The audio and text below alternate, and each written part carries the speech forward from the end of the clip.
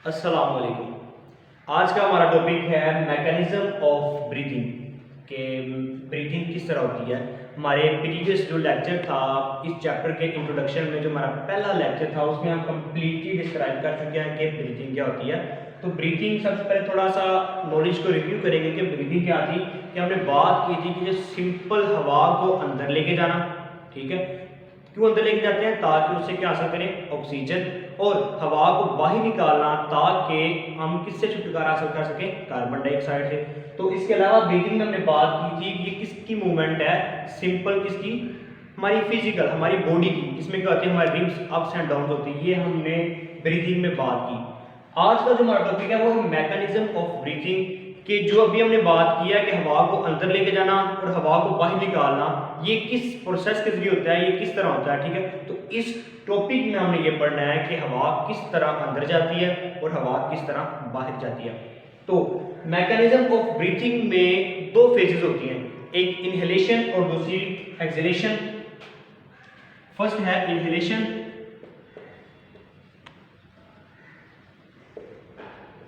Inhalation और दूसरी exhalation.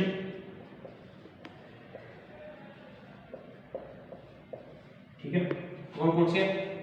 Inhalation और एक्सहेलेशन, इंस्पिरेशन या एक्सपायरेशन इसको भी कहते हैं, ठीक है। तो ये दो फेजेस है इसकी ब्रीथिंग, मैकेनिज्म ऑफ ब्रीथिंग दो फेजेस हैं। कौन कौन सी? इनहेलेशन और एक्सहेलेशन। तो सबसे पहले हम करेंगे इनहेलेशन।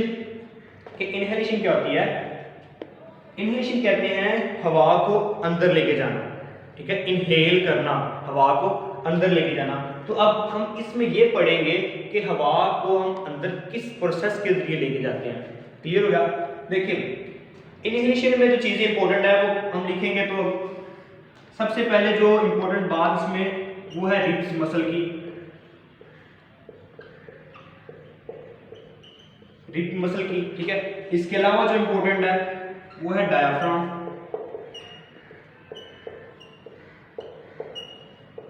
ठीक है। ये दो चीजें यानी कि इंपॉर्टेंट है। या तीसरी चीज आप चेस्ट कैविटी भी कह लें, चेस्ट कैविटी भी, जिसको हमने थोरेसिक कैविटी भी बोला था, ठीक है। तो ये जो तीन चीजें हैं ये इसमें इंपॉर्टेंट है। कौन कौन सी? रिब्स मसल का इंपॉर्टेंट काम, डायाफ्राम का इसमें इंपॉर्टेंट काम है और चेस्ट कैविटी का काम है। देखिए, जब आपको इनहेलेशन आ जाएगी तो ये ऑटोमेटिकली आ जाएगी। क्यों? क्योंकि जो जो एक्सहेलेशन है ये इसका टोटल रिवर्स है। जो बात हम इसमें करेंगे टोटल उसका उलट हम इसमें करेंगे, ठीक है। तो इसमें हम किस किस की बात कर रहे हैं? कि रिब्स मसल की, डायाफ्राम की और चेस्ट कैविटी की। तो रिब्स मसल कौन से होते हैं? जो हमारी ये रिब है, जो हमने बात की थी कि चेस्ट कैविटी के ऊपर क्या होती है? चेस्ट कैविटी किसकी बनती है? रिब्स की, 12 पेयर ऑफ रिब्स की, ठीक है। तो रिब्स मसल जब हवा अंदर जाएगी तो रिब्स मसल क्या होंगे? कॉन्ट्रैक्ट होंगे। ये क्या हो जाएंगे? कॉन्ट्रैक्ट हो जाएंगे, ठीक है। जब हमारे रिब्स मसल कॉन्ट्रैक्ट होंगे ना तो क्या होगा कि हमारी जो रिब्स हैं वो क्या रेज कर जाएंगे, ऊपर आ जाएंगे, ठीक है। तो क्या होगा? जो रिब्स हैं वो रेज अप हो जाएगी, यानी कि ऊपर को आ जाएंगे, ठीक है। जैसे हम सांस लेंगे तो ये जो हमारा ये जो एरिया है ये क्या हो जाएगा? ऊपर आ जाएगा, ठीक है। उसके बाद डायाफ्राम, जब हवा को अंदर लेके जाते हैं तो डायाफ्राम पे क्या इफेक्ट पड़ता है? कि डायाफ्राम भी क्या होता है? कॉन्ट्रैक्ट होता है। डायाफ्राम भी क्या होगा? कॉन्ट्रैक्ट होगा। तो जब डायाफ्राम कॉन्ट्रैक्ट होगा तो डायाफ्राम की हमने उस दिन शेप देखी थी कि इस तरह डोम लाइक होती है इसकी स्ट्रक्चर, ठीक है, गुंबदनुमा शेप होती है, ठीक है। तो क्या होगा? जब ये डायाफ्राम कॉन्ट्रैक्ट होगा तो ये जो इसका गुंबदनुमा ये जो शेप है ये क्या होगी? ये नीचे इस तरह स्ट्रेट अप होना शुरू हो जाएगी, ठीक है। ये इस तरह नीचे को आना स्टार्ट हो जाएगी। जैसे ये देखिए, ये पहले यहाँ पे था तो ये क्या हो जाएगा? नीचे को जाना स्टार्ट हो जाएगा। ये यहाँ पे था तो ये क्या हो जाएगा? नीचे को जाएगा, ठीक है। डायाफ्राम नीचे को जाएगा। तो अब देखिए, इसके बाद है चेस्ट कैविटी। हमारी चेस्ट कैविटी के ऊपर इसका क्या इफेक्ट होगा? देखिए, हमारी जो रिब्स थी पहले नॉर्मल थी, ठीक है। उसके बाद क्या होगी? ये रेज्ड होगी, ठीक है। इसका एरिया क्या हो गया? बढ़ गया। उसके बाद जो हमारा डायाफ्राम था वो पहले यहाँ तक था, तो जब वो कंट्रैक्ट हुआ तो वो नीचे की तरफ जाएगा, डाउनवर्ड जाएगा, ठीक है। तो नीचे चला गया यहाँ तक। तो क्या होगा कि हमारी जो चेस्ट कैविटी है इसका एरिया क्या हो जाएगा? इंक्रीज हो जाएगा। चेस्ट कैविटी का जो एरिया है वो क्या हो जाएगा? इंक्रीज हो जाएगा। ठीक है। अब आपने फिजिक्स में पढ़ा है कि एरिया को किस तरह आपने पढ़ा है कि प्रेशर का आपने फॉर्मूला पढ़ा है, pressure is force per unit area. ठीक है, ये आपने प्रेशर का पढ़ा है कि फोर्स पर यूनिट एरिया, ये फॉर्मूला फिजिक्स में आप पढ़ चुके हैं। देखें क्या मतलब इसमें प्रेशर और एरिया में क्या रिलेशन है, आपस में इनवर्स है। क्या है? इनवर्स है। क्या मतलब अगर प्रेशर क्या होगा, ज्यादा होगा तो एरिया का जो कम होगा। ठीक है, अगर एरिया ज्यादा होगा, ठीक है, तो प्रेशर क्या होगा, कम होगा। मतलब कि रिवर्स है, इनवर्स है एक दूसरे के।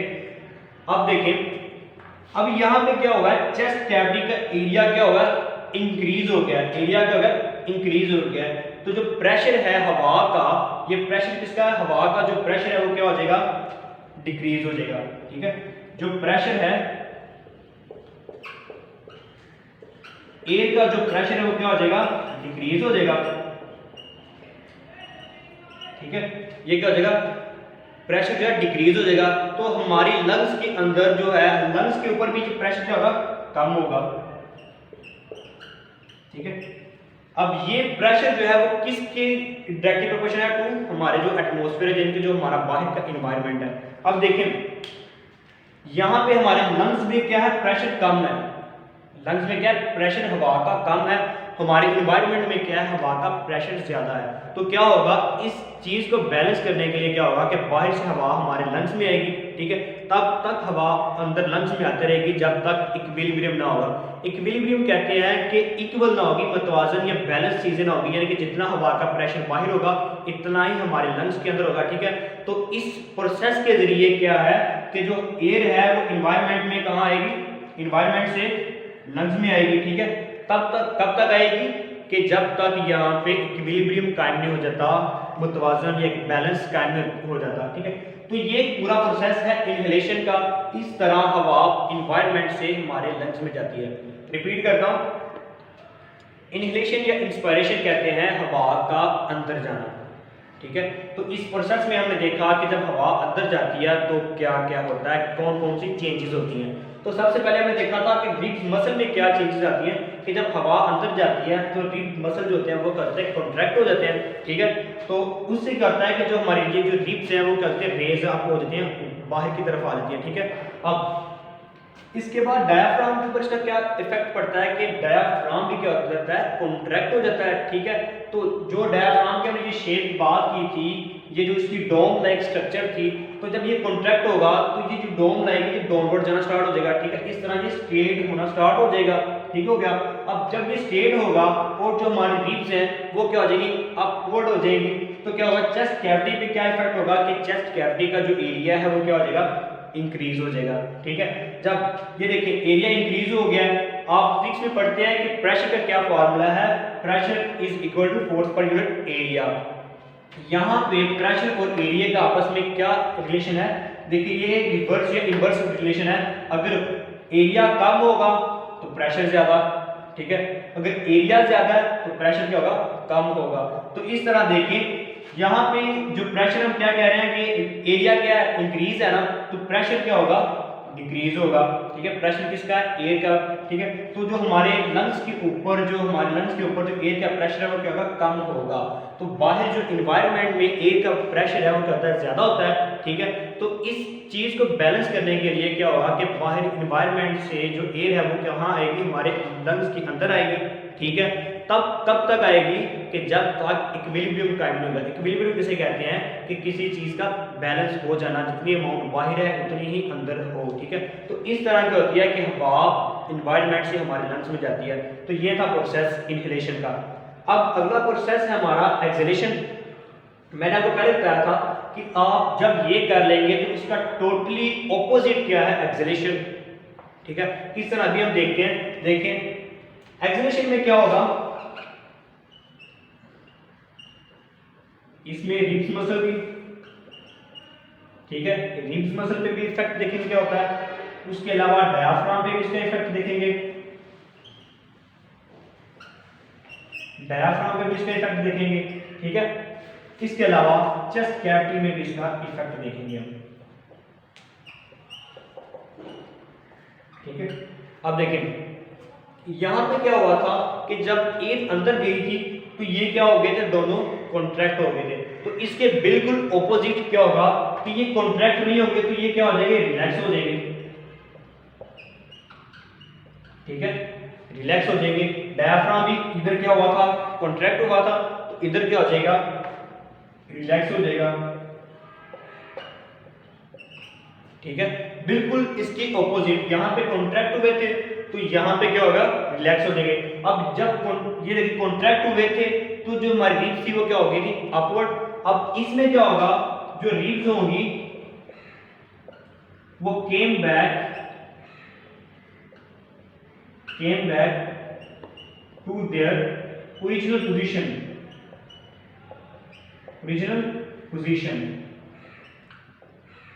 जो रिब्स थी वो क्या करेंगी, अपनी ओरिजिनल पोजीशन पे वापस आ जाएंगी। ठीक है, जहां पे वो नॉर्मली होती है।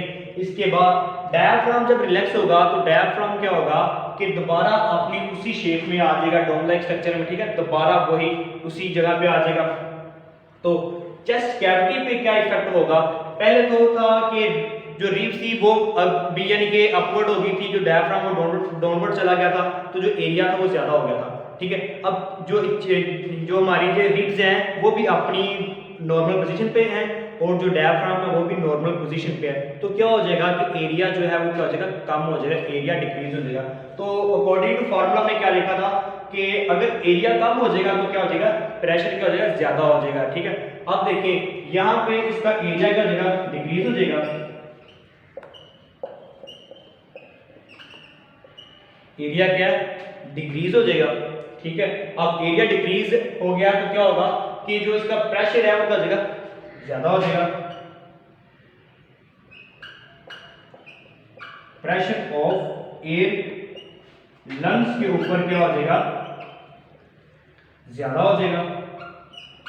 ठीक है, जब लंग्स के ऊपर प्रेशर ज्यादा होगा, लंग्स की कंपोजिशन में हम पीछे पढ़ा था कि लंग्स की कंपोजिशन है स्पॉन्जी और इलास्टिक, यानी कि इसको कॉन्ट्रैक्ट करें तो ये दोबारा अपनी पोजीशन में चला जाता है। ठीक है, तो ये क्या होगा कि अब यहाँ पे जब इसके ऊपर प्रेशर ज्यादा होगा तो ये लंग्स क्या करेंगे कि जो इम्प्योर एयर है, जो एक्स्ट्रा एयर है, ठीक है, उसको क्या कर देगा कि बाहर एनवायरनमेंट में निकाल देगा। ठीक है, तो क्या करेगा कि बाहर एनवायरनमेंट में निकाल देगा। तो इसी जो एयर जो इसने बाहर निकाली है इसी को कहते हैं एक्सहेलेशन। क्लियर होगा, ये आपके दो फेजेस थे। अगर सिंपल एग्जाम्पल के साथ हम बात करें तो सिंपली आप बलून के एग्जांपल है कि इनहेलेशन में क्या होगा कि आप बलून के अंदर हवा भर रहे हैं। ठीक है, जब आप उस गुब्बारे के अंदर हवा भरेंगे तो जो वो बलून है वो क्या करेगा, एक्सपैंड करेगा। ठीक है, वो क्या उसका जो एरिया पहले थोड़ा था, ठीक है, जब आपने हवा भरी तो एरिया क्या हो गया, ज्यादा हो गया। ठीक है, तो सेम इसी की एग्जाम्पल। ठीक है, ये देखिए जब एयर अंदर जाएगी तो एरिया ज्यादा हो जाएगा। ठीक है, अब इसके बाद एक्सहेलेशन में क्या है कि जब आप उसको ऐसे उसको दबाएंगे, थोड़ा सा बाहर से को प्रेशर लगाएंगे उस बलून को, तो क्या होगा कि अंदर से हवा क्या हो जाएगी, बाहर निकल जाएगी। ठीक है, तो सेम उसका वही प्रोसेस इसमें है, एक्सहेलेशन। तो ये था हमारा आज का टॉपिक, मैकेनिज्म ऑफ ब्रीथिंग, और इसमें दो क्या है हमने फेसेस देख लिए हैं। ठीक है, अब इस टॉपिक में कोई भी आपको क्वेश्चन होगा तो वो आप कमेंट सेशन में पूछ सकते हैं। थैंक यू, अल्लाह हाफिज़।